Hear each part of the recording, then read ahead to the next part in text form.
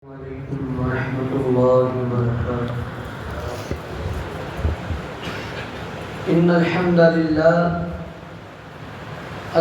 لله نحمده ونستعينه ونستغفره ونعوذ بالله من شرور أنفسنا ومن سيئات أعمالنا. من يهده الله فلا مضل له ومن يضلله فلا هادي له. ونشهد أن لا إله إلا الله وحده لا شريك له ونشهد أن محمدا عبده ورسوله. أما بعد فإن خير الحديث كتاب الله وخير الهدي هدي محمد صلى الله عليه وسلم وشر الأمور محدثاتها وكل محدثة بدعة وكل بدعة ضلالة وكل ضلالة في النار. يا أيها الذين آمنوا اتقوا الله حق تقاته ولا تموتن إلا وأنتم مسلمون. يا أيها الناس اتقوا ربكم الذي خلقكم من نفس واحدة وخلق منها زوجها وبث منهما رجالا كثيرا ونساء واتقوا الله الذي تساءلون به والأرحام إن الله كان عليكم رقيبا.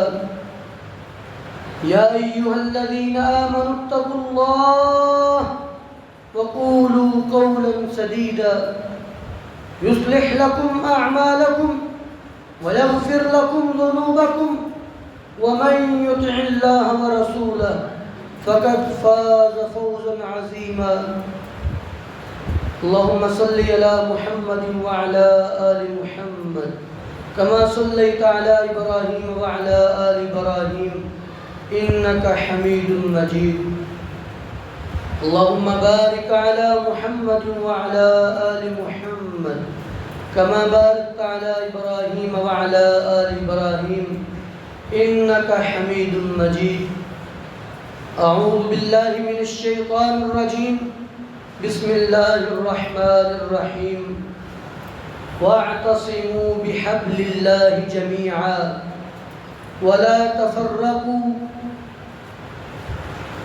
ہر قسم کی حمد و ثنا، تعریفات، تکبیرات، تمجیدات، تسبیحات اس اللہ خالق و مالک کے لیے جس اللہ نے یہ زمین بنائی، آسمان بنائے، ان گنت لا تعداد بے شمار درود و سلام امام الانبیاء خاتم الانبیاء جناب محمد الرسول اللہ صلی اللہ علیہ وسلم کی ذات اقدس پر. حضرات عزیز وقار، آج ہم اپنے معاشرے میں بہت سے ایسے اعمال دیکھتے ہیں جن کا دین سے دور تک بھی کوئی تعلق نہیں ہے. ہر اچھی بات اس کو حدیث نہیں کہا جا سکتا، ہر اچھی بات کو دین نہیں کہا جا سکتا. دین وہ ہے جو اللہ رب العزت نے نازل کیا جناب محمد الرسول اللہ صلی اللہ علیہ وسلم کے سینہ اطہر میں، اور جو آپ نے آگے اپنی امت کو بتلایا، دین وہی ہے. اس کے بعد کوئی شخص بڑے سے بڑا کام کر لے، اپنی نیت کو جتنا مرضی اچھا کر لے، جب تک وہ اللہ کے رسول کے طریقے اور حدیث کے مطابق نہیں ہوگا وہ قابل قبول نہیں ہوگا. اور آج ہمارا موضوع بھی یہ بدعت کسے کہتے ہیں.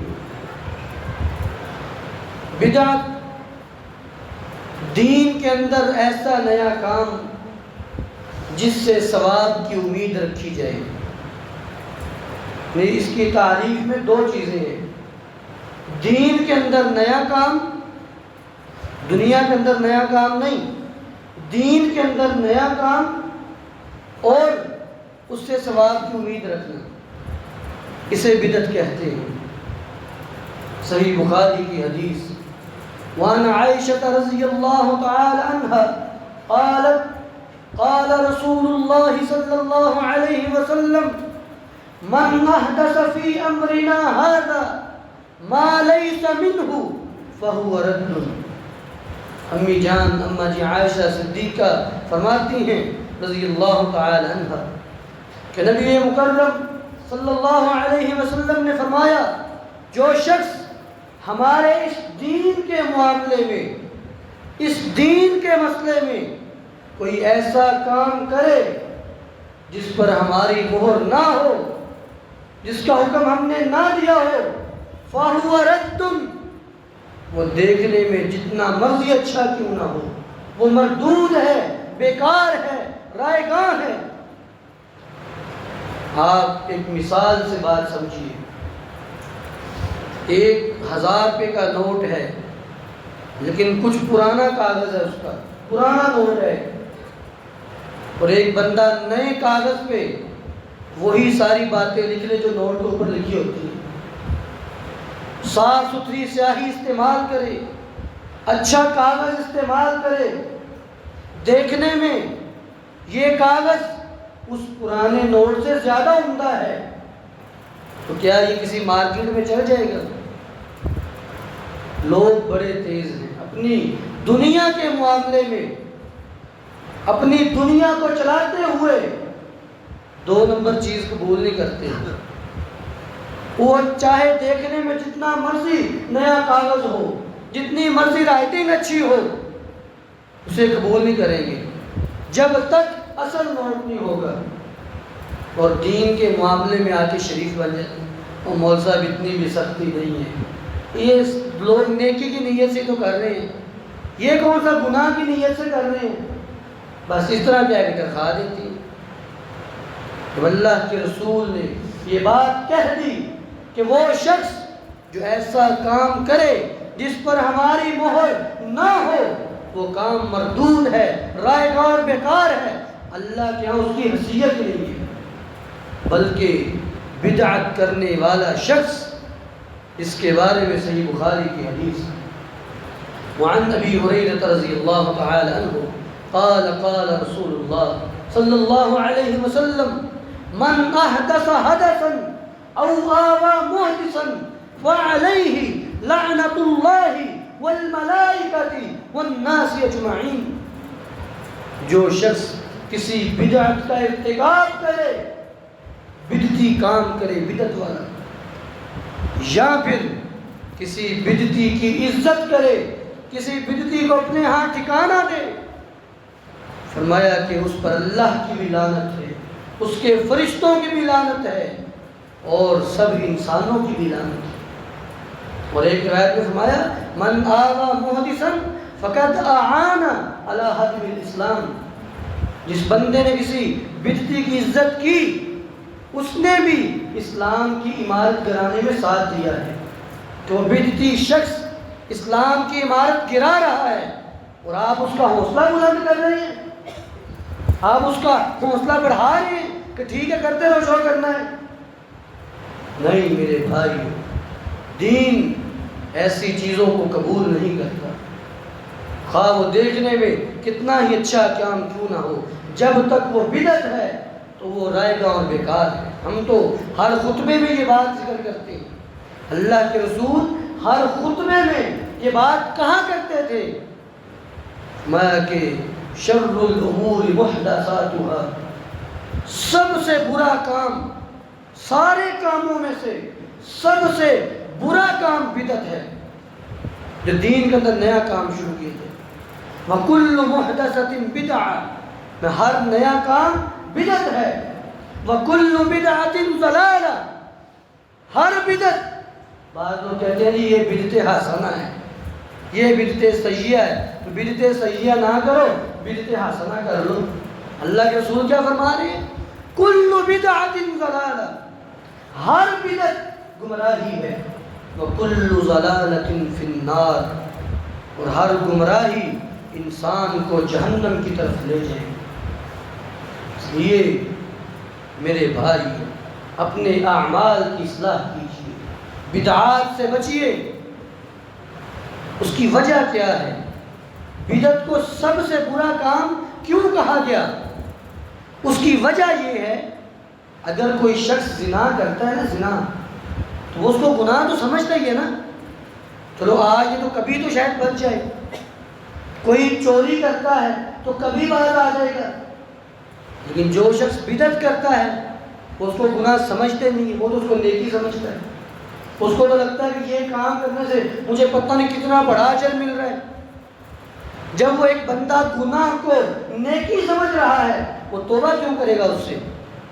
اس لیے یہ زیادہ برا ہے جب بندہ کسی گناہ کو نیکی سمجھنا شروع کر دے، پھر وہ اس سے توبہ بھی نہیں کرے گا، پھر وہ اس کے دل میں ملامت بھی پیدا نہیں ہوگی، کیونکہ اس کے نزدیک وہ گناہ ہے ہی نہیں ہے۔ اسی لیے طبرانی کبیر کی روایت، وعن انس بن مالک رضی اللہ تعالی عنہ قال قال رسول اللہ صلی اللہ علیہ وسلم ان اللہ حجب التوبة عن كل صاحب بدعة حتى يدع بدعته۔ اللہ تعالی ہر بدعتی آدمی اس کے آگے، توبہ کے آگے رکاوٹ ڈال دیتے ہیں جب تک اپنی بدعت چھوڑ نہ دے۔ ہر بدعت کرنے والا اس کی توبہ کے آگے رکاوٹ ہے، بدعت کو چھوڑے پھر توبہ کر لے، پھر اس کے لیے معافی ہے، لیکن یہ بہت گمبھیر گناہ ہے۔ صحیح بخاری کی روایت، نبی اسلام نے تو یہاں تک فرما دیا، من یقول علی ما لم اقل فلیتبوأ مقعدہ من النار، جو شخص میرے بارے میں ایسی بات کہے جو میں نے نہیں کہی، وہ اپنا ٹھکانہ جہنم سمجھے۔ اپنا ٹھکانہ جہنم سمجھنے کا مطلب کیا ہے؟ مطلب وہ بندہ مرتے وقت یہ نہ سوچے کہ میں مروں گا پھر میرا حساب کتاب ہوگا، پھر میرے بارے میں فیصلہ ہوگا جنتی ہے جہنمی کا۔ نہیں، وہ یہ بات سمجھ لے، سوچ کے جائے کہ میں نے مر کے سیدھا جہنم میں جانا ہے۔ اللہ کے رسول کا نام استعمال کر رہے، شرم آنی چاہیے۔ صحابہ کرام رضوان اللہ علیہم اجمعین احادیث بیان کرتے ہوئے بہت زیادہ احتیاط کرتے، ایسے نہیں کہ جس مرضی بات پہ قال رسول اللہ صلی اللہ علیہ وسلم کہہ دیتے، نہیں، بڑا احتیاط کیا کرتے تھے۔ ہمارے ہاں تو مشہور ہے نا سوشل میڈیا، ہر اچھی بات کے آگے یہاں حدیث لکھا ہوتا ہے یا فرمان علی لکھا ہوتا ہے، کوئی بھی بات کیوں نہ ہو، اور لوگ اس کو آگے شیئر کرتے جا رہے ہوتے ہیں۔ حالانکہ قرآن کیا کہتا ہے؟ ان جاءکم فاسق بنبأ فتبینوا، تمہارے پاس کوئی خبر ہے اس کی تحقیق کرو۔ ہم کیا کرتے ہیں؟ ہم تحقیق کرتے نہیں ہیں یہ حدیث ہے کہ نہیں، علی کا فرمان ہے کہ نہیں، اسی طرح آگے سب گروپوں کے اندر، سب دوستوں کے اندر بھیج دیتے ہیں۔ میرے بھائی اپنے اعمال کی اصلاح کیجیے، یہ معاملہ اللہ کے ہاں بہت بڑا ہے۔ اور پھر اس بدعت کی نحوست کتنی ہے۔ نبی علیہ الصلوۃ والسلام نے فرمایا ما ابتدع قوم بدعۃ الا رفع مثلها سنۃ، جو قوم کسی بدعت کا ارتکاب کرتی ہے اللہ تعالیٰ اس قوم سے سنت کو اٹھا لیتی ہے۔ جب بدعت آئے گی تو سنت نہیں وہاں پہ رہے گی، اللہ اس گناہ کی نحوست کی وجہ سے وہاں سے سنت اٹھا لیتی ہے۔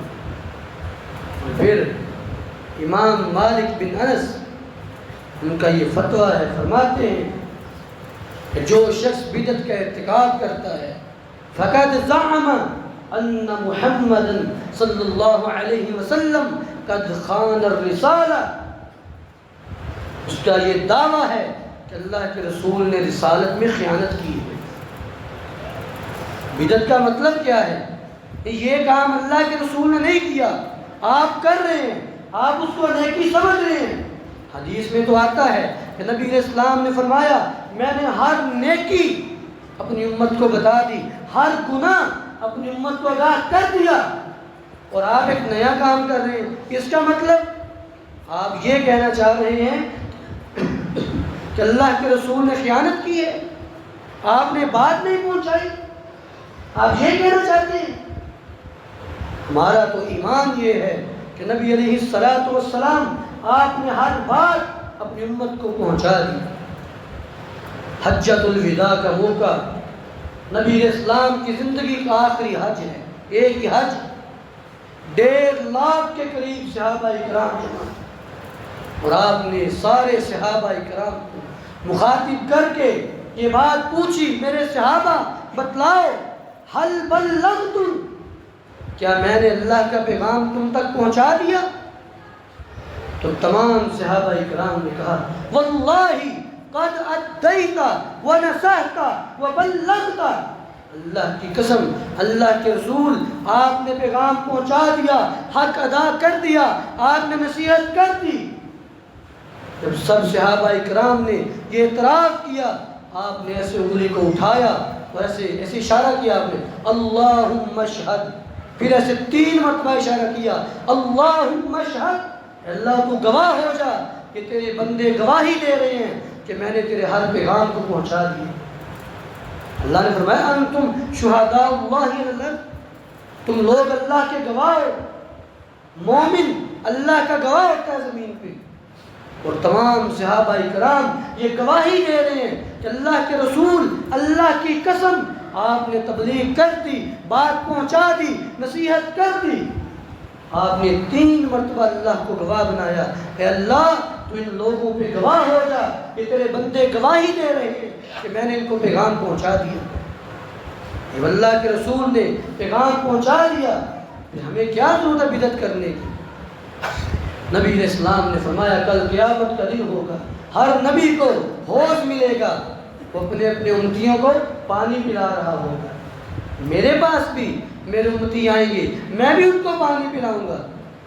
صحابہ کرام نے پوچھا اللہ کے رسول، اتنے لوگ ہوں گے، اتنی خلقت ہوگی، وہاں پہ کائنات جمع ہوگی، آپ کیسے پہچانیں گے کہ یہ میرا امتی ہے؟ آپ نے فرمایا مجھے یہ بتاؤ، ایک بندہ اس کے پاس گھوڑے ہو، سارے گھوڑے ایک ہی رنگ کے ہیں، کالے ہیں یا لال، سارے ایک رنگ کے ہیں، اور اس میں سے کچھ گھوڑے 5 کلیان ہیں، یعنی ان کا پاؤں کے پاس سے تھوڑا سا حصہ سفید ہے اور یہاں سے ماتھا سفید ہے، تو مجھے یہ بتاؤ کیا وہ اپنے 5 کلیان گھوڑوں کو پہچانے گا کہ نہیں پہچانے گا؟ صحابہ کا وہ تو 1 منٹ میں پہچان لے گا، ظاہری بات نظر آ رہا ہے یہ گھوڑے 5 کلیان ہیں۔ ان امتی یاتون یوم القیامت غرا محجلین من آثار الوضوء، میری امت جب قیامت کے دن آئے گی، ان کے وضو والے آزاد چمک رہے ہوں گے، وہاں سے میں پہچان لوں گا یہ میرا امتی ہے۔ یہاں سے ایک اور بات بھی سمجھ آئی کہ جس نے وضو کرنا ہی نہیں ہے، جس نے نماز نہیں پڑھنی، اس کے آزاد چمکیں گے؟ اس کے آزاد نہیں چمکیں گے، اور جس کے آزاد نہیں چمکیں گے تو حضور کیسے پہچانیں گے یہ میرا امتی ہے؟ وہ تو پھر دھکے کھاتا لگا پھرے گا۔ اس لیے نمازی بن جائیں۔ بہرحال فرمایا کہ میں پانی پلا رہا ہوں گا، ایک جماعت آئے گی اور میں ان کو پہچان لوں گا کہ یہ میرے امتی ہیں۔ جب میرے قریب آنے لگیں گے، فرشتے درمیان میں دیوار کر دیں گے، رکاوٹ بن جائیں گے، میں کہوں گا کہ اللہ یہ تو میری امت ہے، ان کو مجھ تک کیوں نہیں آنے دیا جا رہا؟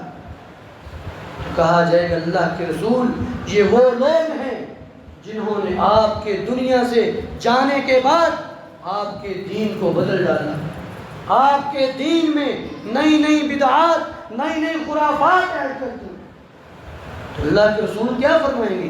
سحقاً سحقاً لمن غیر بعدی، دفع کر دو، دور کر دو ہر اس شخص کو، لمن غیر بعدی، جس نے میرے بعد تبدیلی کیا دین میں۔ اس لیے بدعت کرنے والا شخص اسے اللہ سے ڈر جانا چاہیے، ابھی سے توبہ کرے۔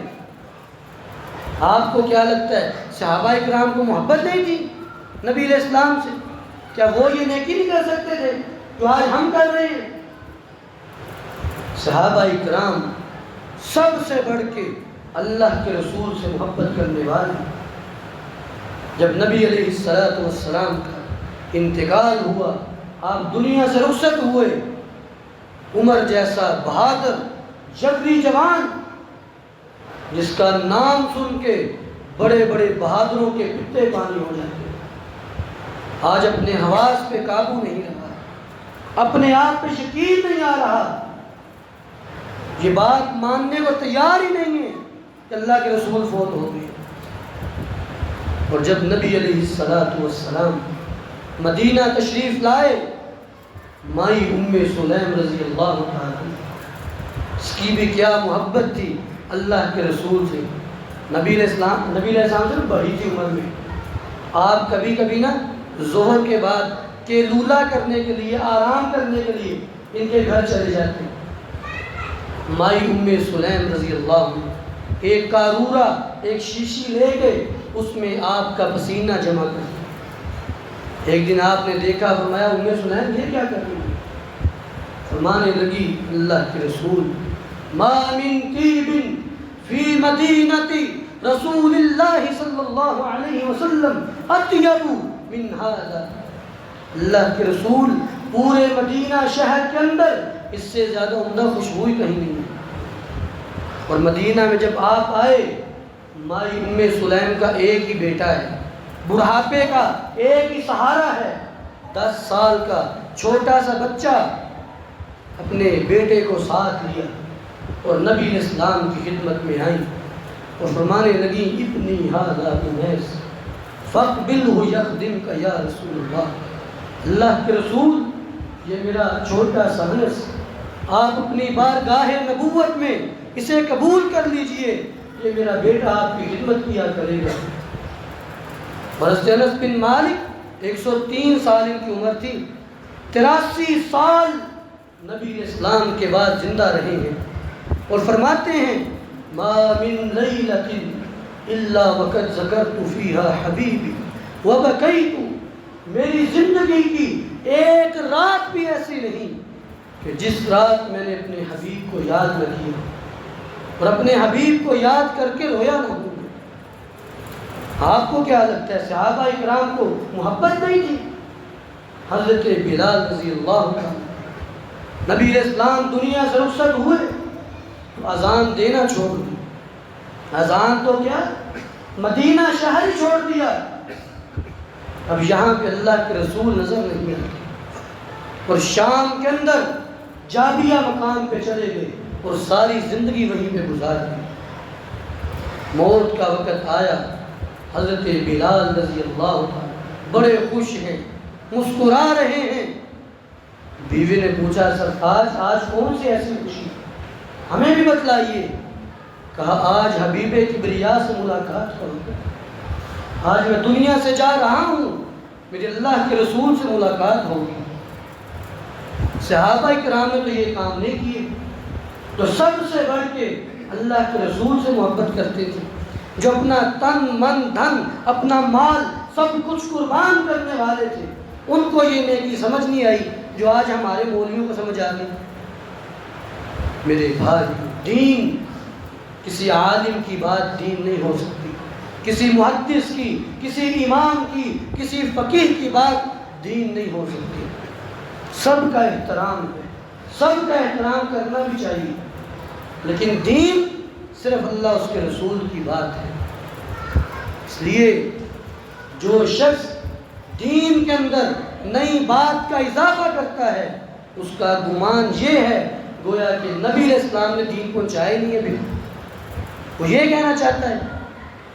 اور نبی علیہ السلام نے فرمایا، ستفترق امتی علی 73 فرقہ، ان قریب میری امت 73 فرقوں کے اندر بڑھ جائے گی، اس کی 73 بڑی بڑی جماعتیں بن جائیں گی۔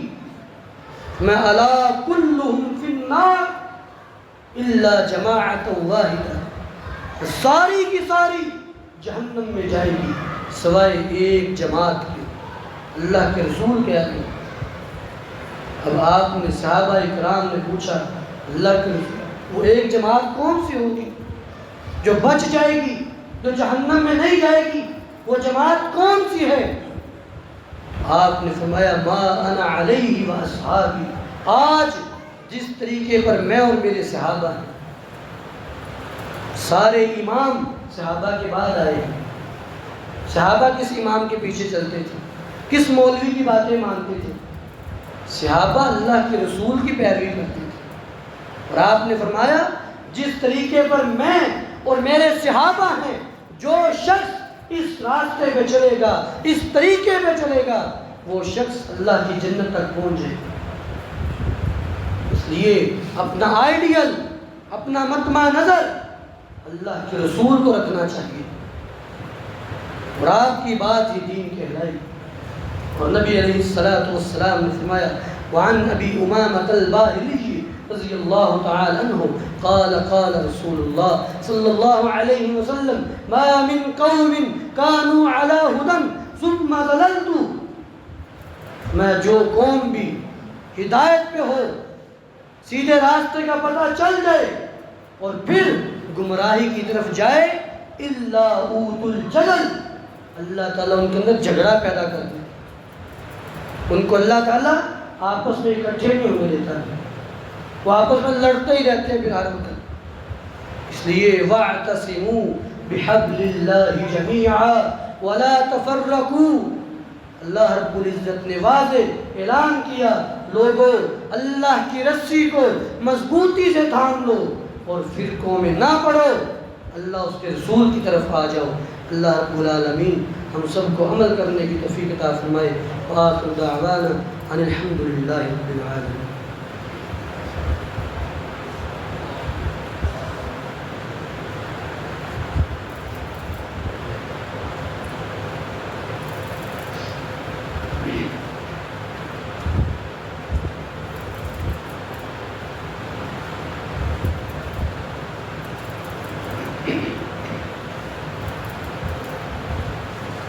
إن الحمد لله نحمده ونستعينه ونستغفره ونعوذ بالله من شرور أنفسنا ومن سيئات أعمالنا، من يهده الله فلا مضل له ومن يضلله فلا هادي له، ونشهد أن لا إله إلا الله وحده لا شريك له، ونشهد أن محمدا عبده ورسوله۔ پہلے تو ایک اعلان ہے